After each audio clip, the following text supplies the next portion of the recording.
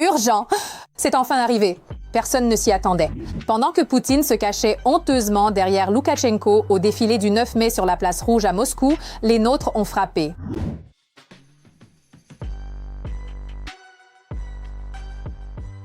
La folie de la victoire a échoué. Moscou reste sans victoire. L'Ukraine a gâché le spectacle principal du Kremlin. Madiar et Le Gur ont mis le feu. L'Ukraine a offert à la Russie un feu d'artifice. Ce n'est plus un défilé, c'est l'enterrement de l'Empire. Moscou cache une terrible catastrophe. Pendant que Poutine saluait au défilé, un vrai coup d'État a commencé au Kremlin. Je vous raconte tous les détails dans un instant. Bonjour, c'est l'Ukraine aujourd'hui, Victoria Perepelitsa et les derniers événements. Commençons par les statistiques. Ces dernières 24 heures en Ukraine, l'armée russe a perdu 1080 soldats. Au total, selon l'état-major ukrainien, depuis l'invasion à grande échelle, la Russie a perdu environ 1 340 000 soldats. Voilà pour la puissance de la Russie. Pas étonnant qu'ils aient à peine réuni 1000 soldats pour défiler sur la place Rouge à Moscou. Après les rapports du front, la question « Où sont les autres ?» ne se pose plus. Rappelons que le défilé du 9 mai sur la place Rouge a eu lieu avec l'accord du président Zelensky. Un décret correspondant a été signé. Autorisé le 9 mai 2026 la tenue d'un défilé à Moscou en Fédération de Russie. Pendant le défilé, dès 10 h du matin, heure de Kiev, le 9 mai 2026, le périmètre de la place Rouge est exclu des cibles de l'armement ukrainien. D'ailleurs, voici le territoire russe que l'Ukraine a promis de ne pas frapper. Mais en Ukraine, les célébrations ont commencé plus tôt. Un commandant ukrainien, dont le nom seul sème la panique en Russie, a pris la parole. Le chef des systèmes de drones, Robert Madiar-Brovdi, a réagi au défilé et à la trêve en annonçant de futures opérations de drones.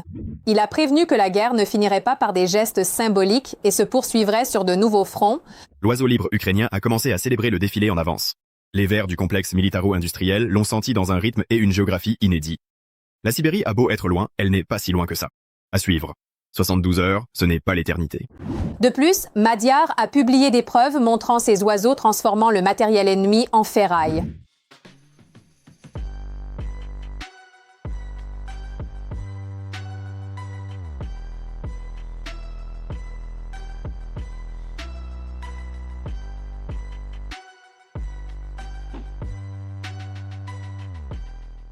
Les experts en drone de l'unité Chimère au sein des forces spéciales du GUR nous ont aussi réjouis.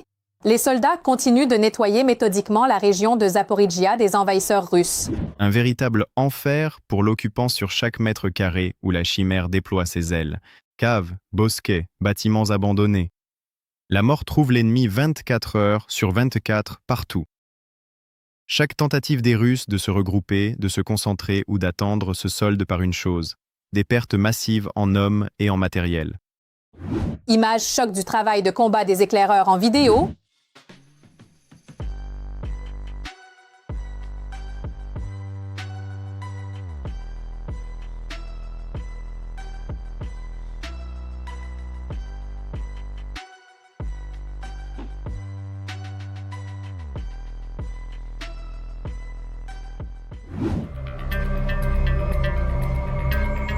Sensation, c'est enfin arrivé. Scission au Kremlin, le défilé du 9 mai n'était qu'une couverture. Pendant que Poutine préparait sa folie de la victoire sur la place Rouge, une vraie révolution a éclaté dans ses bureaux. La lutte pour le pouvoir au Kremlin entre dans une nouvelle phase. Et cela se passe en ce moment même. L'administration du dictateur et le FSB sont désormais à couteau tiré. Plus la peine de le cacher. Les observateurs du Kremlin affirment que les critiques font partie d'un conflit interne entre une faction de l'administration présidentielle russe, dirigée par l'ancien chef de Remeslo, Sergueï Kirienko, premier adjoint technocrate du Kremlin contrôlant l'appareil politique, et le service fédéral de sécurité où Poutine a fait carrière. De plus, selon la publication, le renforcement du contrôle d'Internet en Russie ressemble de plus en plus à une mesure dictée par les services de sécurité. La crainte principale est que l'espace numérique serve à coordonner des attaques contre Poutine ou à activer l'opposition antigouvernementale. Pourtant, il n'y a aucune unité au sein même du système. Certains conseillers politiques du Kremlin préviennent que de telles restrictions pourraient être contre-productives et ne faire qu'accentuer le mécontentement et les sentiments antigouvernementaux dans le pays.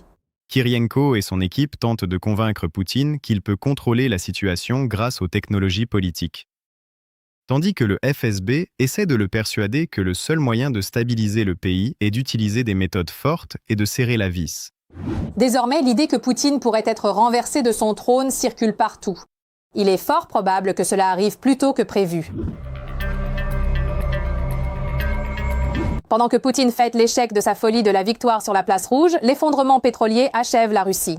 Des milliards partent en fumée. Les raffineries n'ont pas le temps de se remettre des frappes de drones ukrainiens. Le nœud financier étrangle l'économie, la crise systémique s'accélère. Et pourtant, l'Ukraine n'a même pas encore commencé. Les drones ukrainiens détruisent les capacités de la Russie à produire et exporter des produits pétroliers. Dans la nuit du 8 mai, des drones ont attaqué la raffinerie Slavneft Yanos. L'usine de Yaroslavl figure parmi les 5 plus grandes raffineries russes et constitue la plus importante entreprise de raffinage du district fédéral central de Russie. Par ailleurs, à Rostov-sur-le-Don, les habitants se sont plaints de nombreuses explosions. Un incendie s'est déclaré près de l'usine de peinture et vernis Empil et d'une branche du centre technique Radar. Le centre de recherche et de développement conçoit et entretient des systèmes à usage spécial, collaborant notamment avec le ministère de la Défense russe. Auparavant, la station de pompage et de contrôle de Perm avait été prise pour cible.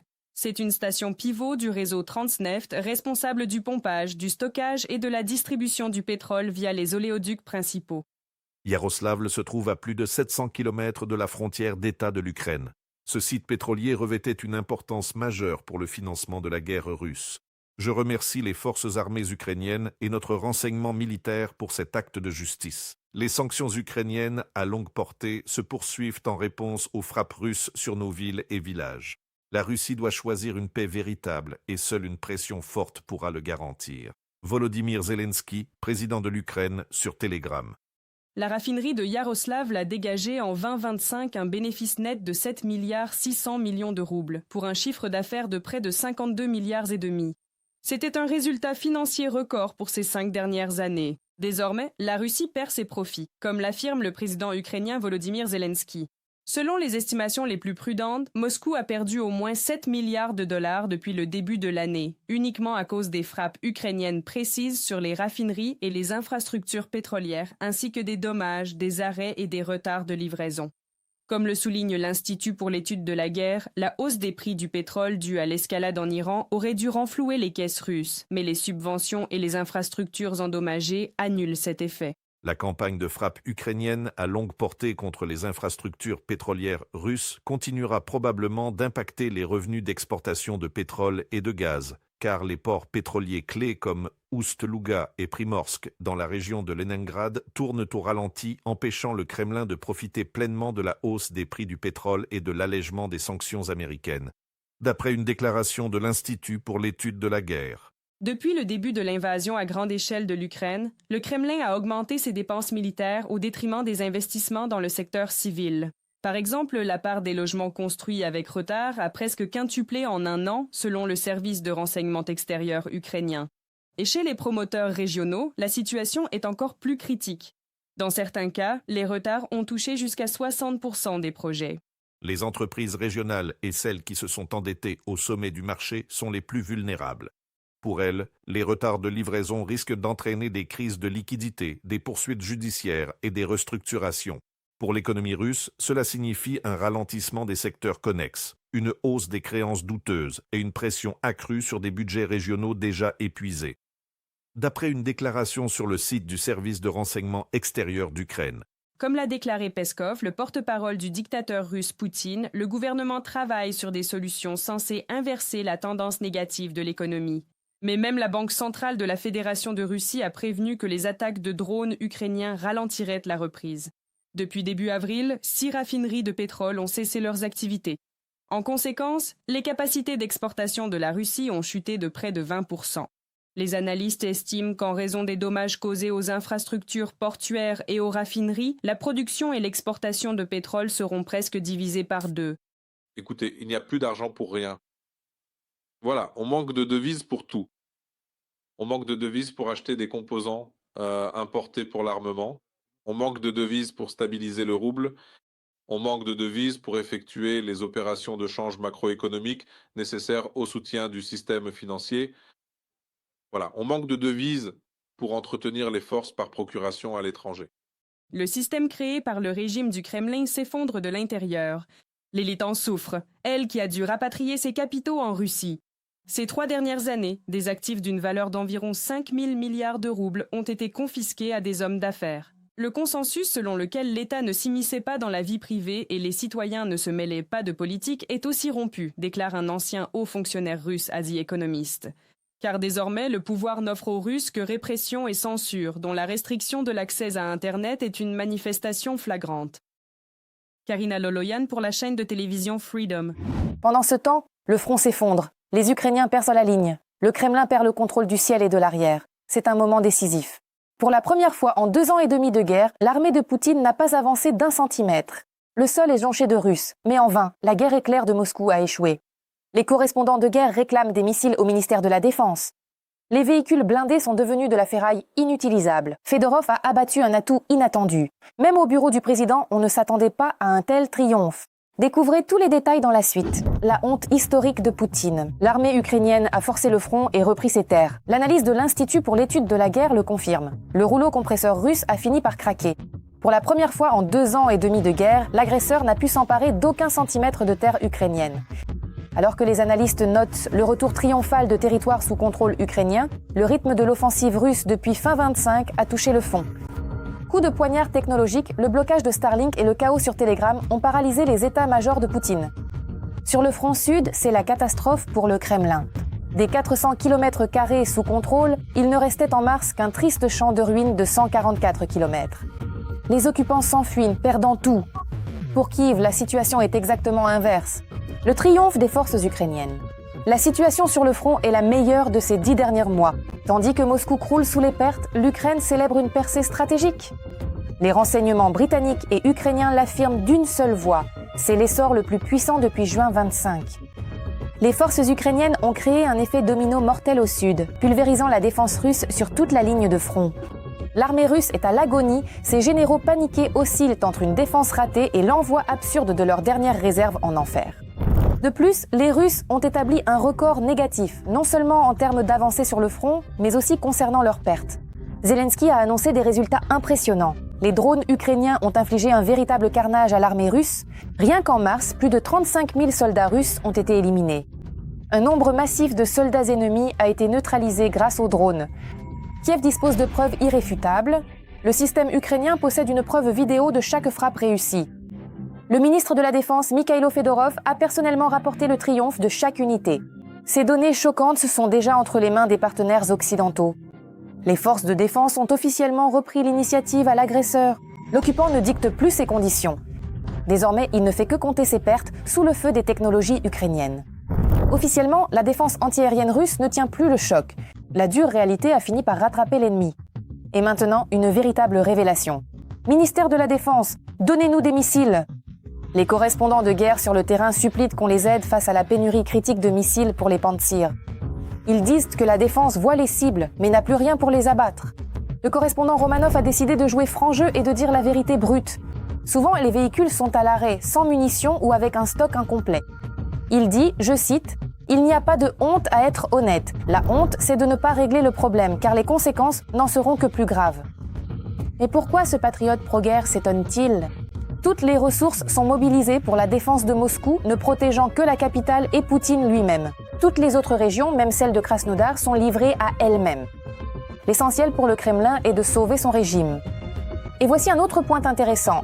Les tortues, comme les appellent les Russes, même armées de missiles prêts à l'emploi, sont si inefficaces qu'il vaudrait mieux qu'elles restent au garage. Pour couronner le tout, un système Pantsir s'est écrasé sur 2 habitations. Les Russes n'étaient pas prêts pour une telle protection. Ma fille, ils ont touché la maison. Et la maison là-bas, celle dans le bosquet, juste de notre côté, sous nos yeux. J'entends un bourdonnement, ça bourdonne encore. Les pompiers ont peut-être été appelés. Ils ont appelé les pompiers, je ne sais pas. Une question logique se pose alors. Ne vaudrait-il pas mieux qu'il reste sans missiles ? Une énorme explosion a retenti. Nos troupes ont pénétré dans les territoires occupés et ont fait trembler l'ennemi. Donetsk, Mariupol, Makiivka et d'autres villes sont totalement privées d'électricité. Un blackout total. Donetsk. Plus de lumière, on dirait, dans toute la ville. Quelque chose a dû tomber quelque part, sans doute. Les autorités d'occupation signalent des problèmes majeurs d'approvisionnement électrique. Le prétendu premier ministre de la zone occupée de Donetsk, Andrei Chertkov, affirme qu'environ 500 000 foyers sont sans courant après la frappe ukrainienne. Les habitants y rapportent que la centrale thermique de Starobechev a lâché. Selon Petro Andriouchtchenko, chef du centre d'études de l'occupation, les frappes répétées sur les sous-stations et les lignes rendent le fonctionnement de la centrale quasi impossible. Les occupants comprennent que la situation est critique. Les nôtres agissent sous le couvert de la nuit.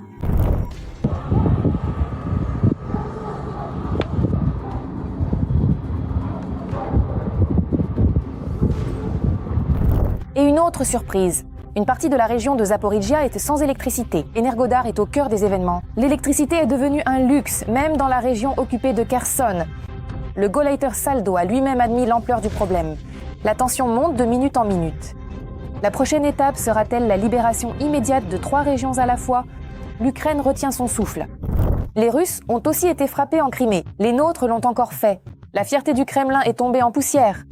Près de Katcha, un avion amphibie de lutte anti-sous-marine B-12 n'a pas résisté à la fureur ukrainienne et a sombré dans l'oubli. Pour le dictateur, c'est une catastrophe d'une ampleur frappante. Ces hydravions étaient le dernier espoir de Moscou contre nos drones de surface. L'état-major ukrainien a confirmé que l'équipement ennemi est réduit en ferraille. Les analystes sont sous le choc, Poutine a moins de 20 de ses appareils. Le compte à rebours a commencé.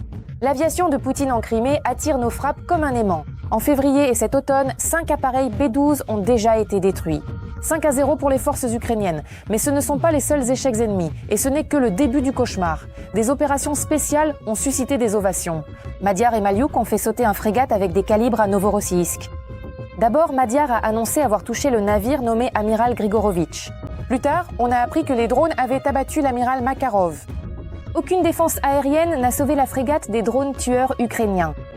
Une humiliation totale. Les occupants paniqués repeignent les navires pour tromper les satellites. Mais la peur de l'Ukraine transforme la flotte invincible en épave percée.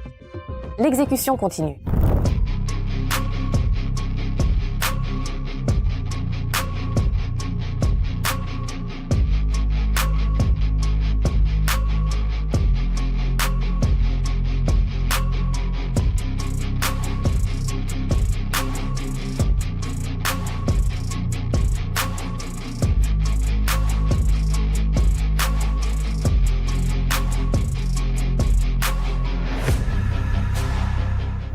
Une autre victoire éclatante des nôtres, cette fois technologique. Les développeurs ukrainiens ont réussi une percée attendue dans les drones FPV. Le monde applaudit debout. Le ministère de la Défense a réussi à impressionner tout le monde. Serhiy Sternenko a levé un coin du voile sur ce secret. Mais nous avons trouvé en effet une nouvelle technologie qui donnera, sans aucun doute, l'avantage à notre armée. Bien que notre projet soit classé secret, on sait déjà qu'il donnera un avantage crucial. Les Russes n'ont aucune parade. Les pertes seront énormes. Les guerriers ukrainiens sont sur le qui-vive. L'ennemi sent que sa fin est proche. Les attaques ennemies au cœur de nos positions, à 30 ou même 50 km, sont menées par leurs drones. De nouveaux drones sont apparus. L'ennemi possède maintenant de nouveaux drones. Et la particularité de ces drones, c'est qu'ils ne sont pas détectés, du moins pas par les appareils de mes amis. Apti Alaoudinov a également évalué les nouveaux drones ukrainiens. Eh bien, il faut probablement noter que la situation a changé précisément en termes de drones. L'ennemi dispose de nouveaux modèles de drones, des drones récemment modernisés, qui volent en particulier plus loin que les précédents. Et bien sûr, ils font absolument tout leur possible pour essayer de couper complètement notre composante logistique dans la zone frontalière. Le nombre de drones a tellement augmenté que l'Ukraine a dépassé la Russie pour la première fois en nombre de lancements. Un tournant historique. L'Ukraine a pour la première fois plongé la Russie dans un enfer de drones. Le ciel appartient aux forces ukrainiennes. Pour la première fois depuis l'invasion, l'Ukraine a lancé plus de drones d'attaque sur le territoire ennemi qu'elle n'en a reçus. Ces chiffres sont une véritable condamnation à mort pour le Kremlin. Le ministère russe de la Défense a admis avec panique qu'en mars, sa défense aérienne aurait tenté d'abattre 7347 drones. Cela représente 237 attaques par jour. Dans le même temps, l'Ukraine n'a détecté que 6462 drones russes et 138 missiles. Une différence de 1000 appareils, c'est un verdict contre l'industrie de défense de Poutine. La Russie est officiellement devenue une cible. L'augmentation constante de la production ukrainienne depuis 1 an a donné un résultat choquant. Pour la première fois dans cette guerre, les rôles se sont inversés pour la Russie. Désormais, l'agresseur se défend lâchement contre les drones au lieu de les utiliser pour attaquer. L'essaim de vengeance ukrainien a repris l'initiative. L'Ukraine a finalement repris l'avantage sur le front face à la Russie. Oleksandr Syrski a rendu compte de la libération de territoires et de la situation sur les axes clés. Dans le secteur d'Olexandrivka, les opérations offensives ukrainiennes se poursuivent depuis fin janvier. Les succès sont difficiles à ignorer. Nos troupes ont repris le contrôle de 480 km² de territoire, soit 8 localités dans la région de Dnipropetrovsk et 4 dans celle de Zaporijia. Les Russes n'abandonnent pas l'offensive, ils se regroupent pour tenter de s'emparer de plus de terres et créer une zone tampon malgré de lourdes pertes. Les défenseurs ukrainiens tiennent fermement leur position, détruisant l'ennemi, son équipement et ses troupes. Urgent, la Russie fait marche arrière. La rhétorique explose de l'intérieur. Vladimir Poutine change soudainement de ton. La voie militaire, dogme d'hier, laisse place aujourd'hui à la possibilité pour la Russie et l'Europe de négocier la fin de la guerre. Tous les détails dans ce reportage. L'Union européenne envisage d'établir un canal de négociation direct avec le Kremlin pour ne pas être exclu du processus de paix mené par les États-Unis, selon le Financial Times. Le président du Conseil européen, Antonio Costa, a récemment mentionné qu'au sommet de Chypre, qui s'est tenu à la fin du mois d'avril, le président ukrainien Volodymyr Zelensky a appelé l'Union européenne à se tenir prête, à contribuer aux négociations. Il a déclaré cela lors d'un discours à l'Institut universitaire européen de Florence. Quoi qu'il en soit, nous devons négocier avec la Russie, car l'architecture de la paix et de la sécurité en Europe est un enjeu d'avenir. Nous ne pouvons pas changer la géographie. Nous sommes en Europe, nous sommes voisins de la Russie, et bien sûr, nous devons discuter de l'avenir avec eux. Je m'entretiens avec les 27 dirigeants de l'UE pour trouver la meilleure façon de s'organiser et de définir efficacement ce que nous devons aborder avec la Russie le moment venu. Auparavant, le président français Emmanuel Macron a appelé les Européens à un dialogue direct avec la Russie. Plus tard, il a été soutenu par la première ministre italienne Giorgia Meloni. L'Union européenne voit un avantage à avoir un représentant unique lors des négociations pour la paix en Ukraine, a déclaré la porte-parole adjointe de la Commission européenne Ariana Podesta. Elle a ajouté qu'à Bruxelles, on ne voit pas encore de volonté de la part de la Fédération de Russie de les mener. Elle a expliqué que le comportement actuel de Moscou montre seulement que le dictateur Poutine a besoin d'un répit pour son défilé. À long terme, la paix ne l'intéresse pas. Les frappes aériennes contre l'Ukraine montrent une fois de plus que la Russie ne prend pas au sérieux les négociations de cessez-le-feu ou de paix. Le seul moyen d'arrêter les souffrances humaines et de permettre des négociations de paix sérieuses est de cesser immédiatement les tueries et de convenir d'un cessez-le-feu durable. La Russie montre une position différente. Malheureusement, pas la conclusion d'un accord de paix. Ariana Podesta, porte-parole adjointe de la Commission européenne, lors d'un point de presse. De son côté, le porte-parole du dictateur russe, Peskov, a déclaré que Poutine serait prêt à négocier avec tous, ajoutant que ce n'est pas la Russie qui a rompu les relations avec l'UE. Pourtant, plus tôt, le conseiller du Kremlin, Ushakov, a lancé un nouvel ultimatum pour la reprise des négociations avec l'Ukraine et les États-Unis. Il a notamment jugé les pourparlers de paix trilatéraux inopportuns et a affirmé que pour les poursuivre, l'Ukraine devait retirer ses troupes de la partie de la région de Donetsk qu'elle contrôle. De son côté, le ministère ukrainien des Affaires étrangères voit dans cette déclaration un refus de la Russie de mettre fin à son agression. Pour ceux qui connaissent le russe, c'est un lapsus freudien assez étrange de la part du conseiller de Poutine. Il exige que l'Ukraine retire ses troupes de la région de Donetsk pour que les hostilités soient suspendues au lieu de cesser. Un aveu clair. Moscou veut un répit, pas la paix. Les menteurs sont démasqués. Eori Tiki, porte-parole du ministère ukrainien des Affaires étrangères sur le réseau social X. Dès le 11 mai, lors d'une réunion du Conseil des Affaires étrangères de l'UE, les ministres discuteront d'aspects supplémentaires des garanties de sécurité pour l'Ukraine. Point clé, la surveillance satellite du cessez-le-feu. Le même jour, l'Union européenne prévoit d'imposer de nouvelles sanctions contre des Russes pour l'enlèvement et la déportation d'enfants ukrainiens. Elles seront annoncées lors d'une réunion entre l'Union européenne, l'Ukraine et le Canada. L'objectif est de planifier des mesures concrètes pour le retour des enfants enlevés et de demander des comptes à la Russie. À l'heure actuelle, plus de 100 personnes physiques et morales font déjà l'objet de sanctions similaires de la part de l'UE. Kristina Dombrovskaya pour la chaîne Freedom. Et que pensez-vous des derniers événements? Nous attendons vos commentaires. La suite arrive. Restez au courant de l'essentiel et n'oubliez pas de liker. Un ciel de paix au-dessus de vos têtes.